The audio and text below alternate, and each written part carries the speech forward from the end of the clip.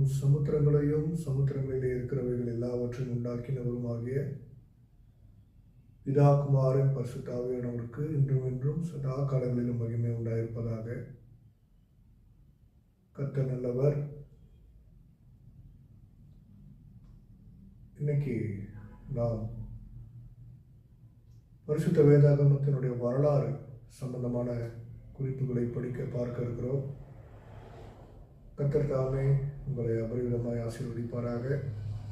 கண்களை மூடி தலைகளை தாழ்த்தி நாம் ஜெபிப்போம். கர்த்தருக்கு ஸ்தோத்திரம்.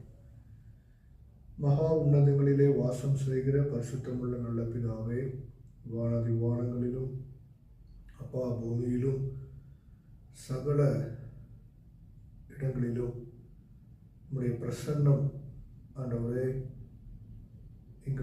என்னை சூழ்ந்து கொள்ளட்டும், மூடிக்கொள்ளட்டும். கர்த்தாவே, உம்மை விசுவாசிக்கிற ஒவ்வொரு பிள்ளைகளையும் நீர் கேடகமாக இருந்து பாதுகாக்க வல்லவராக இருக்கிறீர். தகப்பனே, இந்த பைபிள் ஸ்டடியை ஆசீர்வதிங்க, எல்லைகளை பெரிதாக்குங்க. உம்முடைய பரிசுத்தமுள்ள நாமம் ஒன்றே மகிமை அடைய வேண்டும் என நான் செபிக்கிறேன்.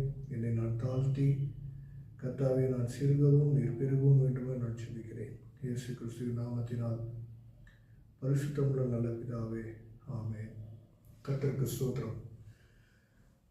எல்லாரும் நல்லா இருக்கிறீங்களா? நிச்சயமாக நல்லா இருப்பீங்கன்னு நான் விசுவாசிக்கிறேன். நேற்றைக்கு நாம் காட்ஸ் கிரியேஷன், தேவனுடைய படைப்பின் காரியங்கள், ரகசியங்களை படித்தோம். நேற்று நான் சொன்னது போல